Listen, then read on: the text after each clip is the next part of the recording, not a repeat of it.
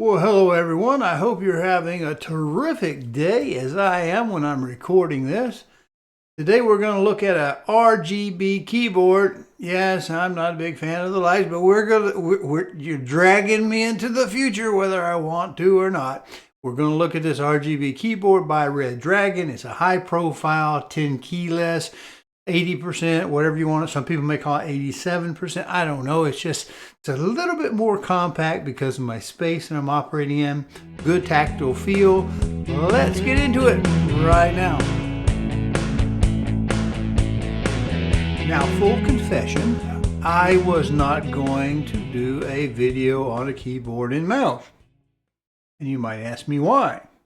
Well, because the keyboard and mouse I had picked out for the Beast were business only, nice HP, low profile keyboard, nice low travel keys, feels great, works great, wireless 2.4 gigahertz keyboard. But I apparently have, well, I don't want to say lost, but let's say I don't know the whereabouts of that little 2.4 gigahertz that HP uses to go with that wireless mouse and keyboard. So I had to buy a different one.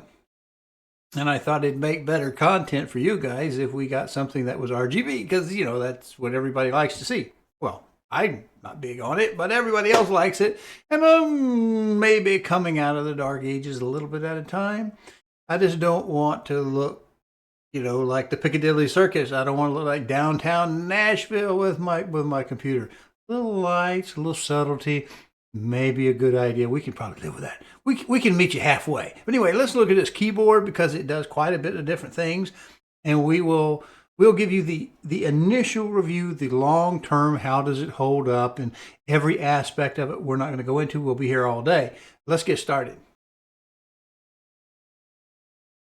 Well, hello everyone. Today we're going to unbox and look at this keyboard. This is from Redragon, I believe is the brand. It's called Dharma Pro TKL, if I can read upside down.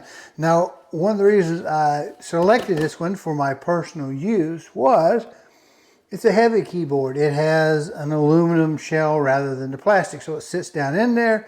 The keys themselves look pretty tall on top of that. It's got a little, you know, ceiling thing on top of the board, but below the keys, so it looks like it has everything in it. It's got a wide range of features. If my GQ works on this side, it weighs a little less than a kilogram. It says it weighs 900 grams plus or minus 20. And inside it says, you know, so and it's not a full-size keyboard. I've never used something less than a full-size keyboard, but I wanted to try one, and now was as good a time as any, to be quite honest with you. So we tried it out, and we're going to open the thing and put it in yonder. It's a 3-power job, 3 ways it works. It works off of a USB-C, cable provided. It works off of 2.4 gigahertz, and it also does Bluetooth. So you're not really locked into any one of those 3 things. I think I'll probably leave it cable connected. That way I have no interference. We open it up, and we have some little fuzzy ends each side. You got a little sticker if you're into stickers. I'm not sure I'm into stickers. Take it out of this little antivirus safe messing about package. We have the adapter, the wireless adapter right there. And the keyboard, as you can see, looks pretty plain without any power on it. It does have, as you can probably can tell, this is metal. I'll get some close-ups of it. It is, they say aluminum, but it definitely does weigh something. And the keys, I'm upside down obviously, for your benefit. They're not too noisy. Significant travel, I think. And we'll have to get her plugged up, let the battery charge, see how she does. Let's go see what it actually weighs according to my coffee scale. Alrighty, we have our scale. We have it set for kilograms. And we'll put the keyboard on top. There it is, obviously. And we'll see what it weighs. Weighs 90, well, was it 0.892 kilograms. So that's what, 892 kgs. And what does it say? it was on the box 900 plus or minus 20. Well, it's accurate. That is absolutely accurate. There's really not much to see from above, but we're just going to open this up, and there is our cable. It's actually a USB-A to USB-C. There's our key puller, and looks like some spare keys, and that's all that's in the box.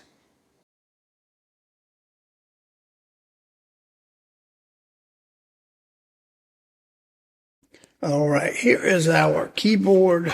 We're going to turn it over, and on the back we're going to look for this spot where it says Bluetooth or 2.4. We're going to put it over on the Bluetooth. We've been plugged in for a while now. We see it initializing. There we go. We've got our red keyboard with our blue stuff on. Now what we're going to do is go up and pair it.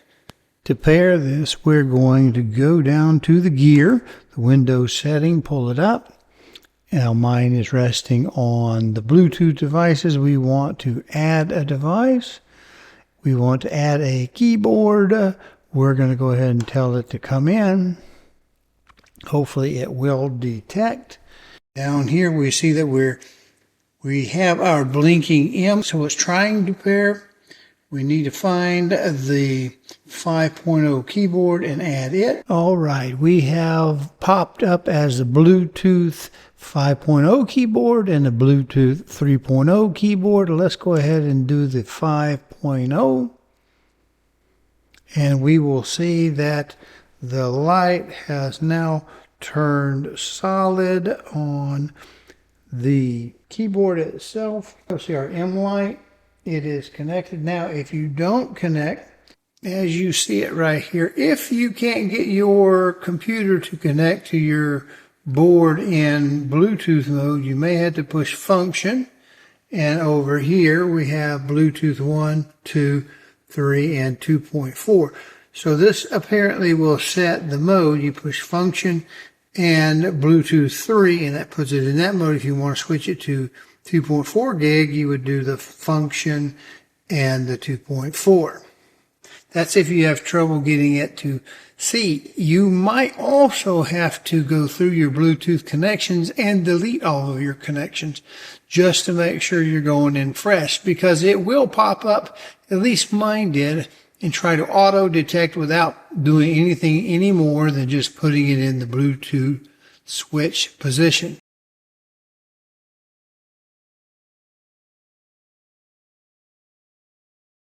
Want to do new, let's do a folder and name it test. So our keyboard is in fact working, and that concludes the Bluetooth functionality of the keyboard.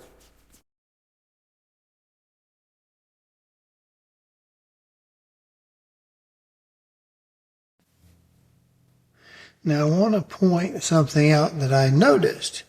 To do the color mapping and the programming, I believe you need to have your keyboard hardwired in, because I just put it on Bluetooth to come back and change this one key function, which does not light up in the individual mode. I do have it set up like that, where we do have WASD right there in blue, and of course the escape key in blue. We have the 6 keys there in green, and obviously the direction arrows in blue, but I don't have function to illuminate. And it's not going to illuminate if I do this mode right here. I have it on self-defined. Let's say we want to make it white. So we pick the color white. We want to come up here and hit this. It does not respond. Now, if I come over here and pick one of the modes, like this top one here, whatever this is, a respire. Is that what that says, respire? It grows and glows like that, including blanking out to nothing. And you will notice that the function key does in fact light up. But if we go back, let's pick another mode just to show you how weird this is. let's do rain. I don't know. Pick this ripples. All right.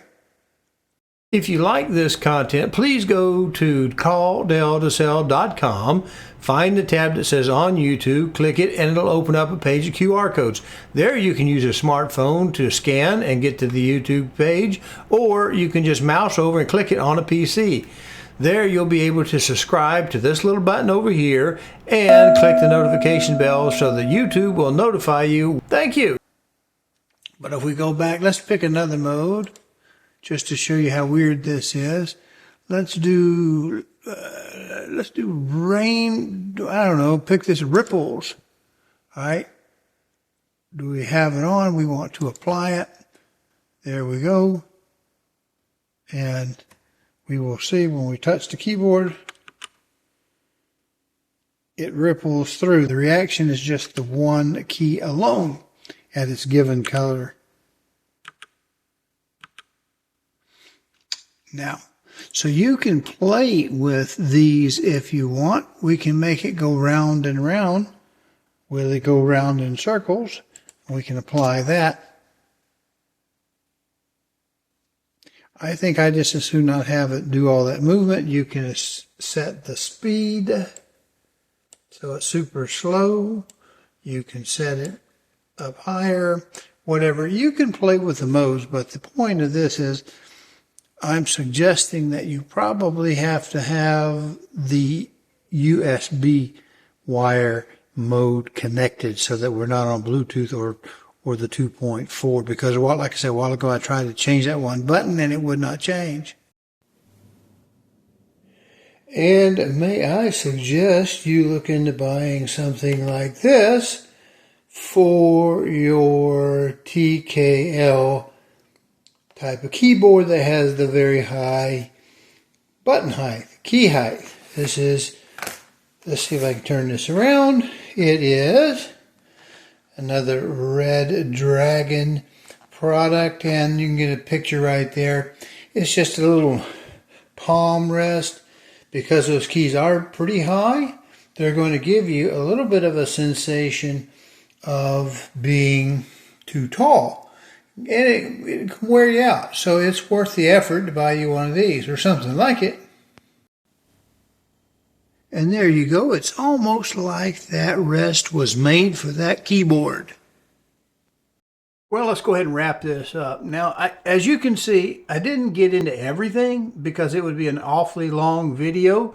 And this is not a compensated video. Nobody's paying me for this, so I'm not going to spend a week's worth of stuff. Just making the videos is enough as it is. I'm not personally endorsing this brand. This is just what I bought because I wanted a 10 keyless keyboard for my little cramped area that the beast is going to operate with.